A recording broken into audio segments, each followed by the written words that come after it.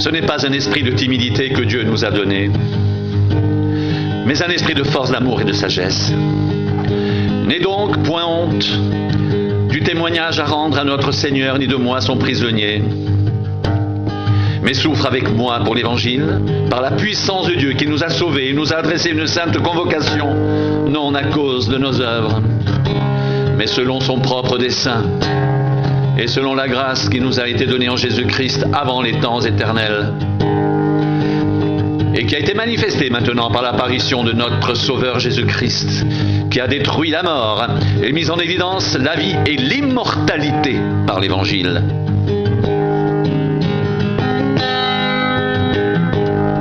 C'est pour cet Évangile que j'ai été établi prédicateur et apôtre, chargé d'instruire les païens. Et c'est à cause de cela que je souffre ces choses.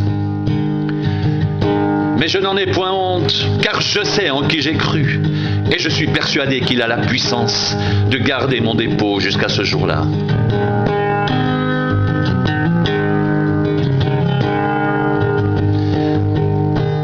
Retiens dans la foi et dans l'amour qui est en Jésus-Christ le modèle des saines paroles que tu as reçues de moi. Garde le bon dépôt par le Saint-Esprit qui habite en nous.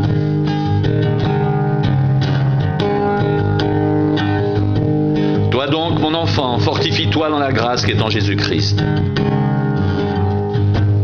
Et ce que tu as entendu de moi, en présence de beaucoup de témoins, confie-le à des hommes fidèles, qui soient capables de l'enseigner aussi à d'autres. Souffre avec moi comme un bon soldat de Jésus-Christ. Il n'est pas de soldat qui s'embarrasse des affaires de la vie. S'il veut plaire à celui qui l'a enrôlé, l'athlète n'est pas couronné s'il n'a pas combattu suivant les règles. Il faut que le laboureur travaille avant de recueillir les fruits. Comprends ce que je dis, car le Seigneur te donnera de l'intelligence en toutes choses.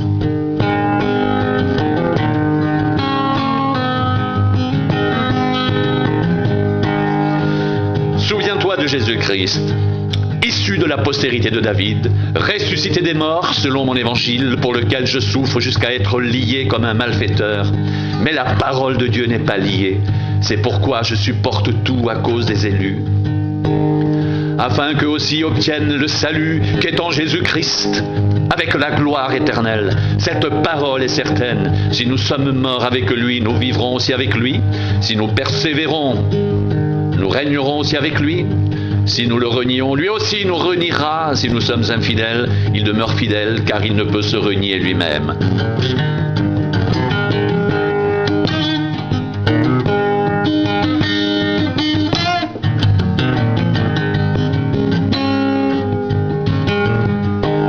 Rappelle ces choses en conjurant devant Dieu, qu'on évite les disputes de mots qui ne servent qu'à la ruine de ceux qui les écoutent. Efforce-toi de te présenter devant Dieu comme un homme éprouvé, un ouvrier qui n'a point à rougir, qui dispense droitement la parole de la vérité. Évite les discours vains et profanes, car ceux qui les tiennent avanceront toujours plus dans l'impiété, et leur parole rongera comme la gangrène. De ce nombre sont Hyménée et Philette, qui se sont détournés de la vérité, disant que la résurrection est déjà arrivée, et qui renversent la foi de quelques-uns.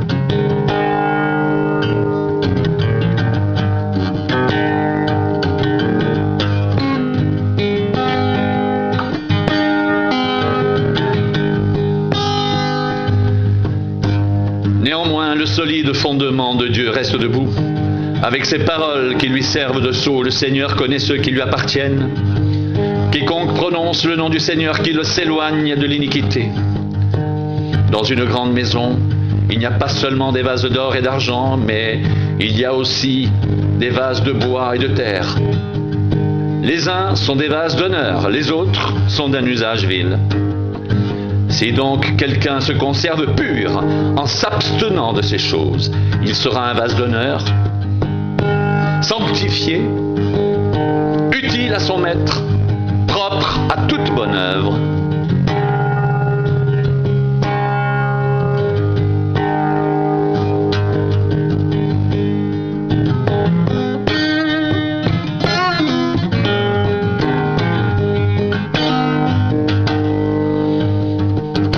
Ce n'est pas un esprit de timidité que Dieu nous a donné, mais un esprit de force, d'amour et de sagesse. N'aie donc point honte du témoignage à rendre à notre Seigneur, ni de moi son prisonnier, mais souffre avec moi pour l'Évangile, par la puissance de Dieu qui nous a sauvés et nous a adressé une saine vocation, non à cause de nos œuvres, mais selon son propre dessein et selon la grâce qui nous a été donnée en Jésus-Christ, avant les temps éternels, et qui a été manifestée maintenant par l'apparition de notre Sauveur Jésus-Christ, qui a détruit la mort et mis en évidence la vie et l'immortalité par l'Évangile.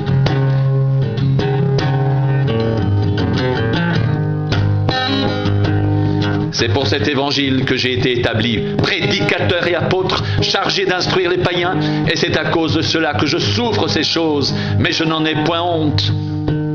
Car je sais en qui j'ai cru, et je suis persuadé qu'il a la puissance de garder mon dépôt jusqu'à ce jour-là. Retiens dans la foi et dans l'amour qu'est en Jésus-Christ le modèle des saines paroles que tu as reçues de moi. Garde le bon dépôt par le Saint-Esprit qui habite en nous.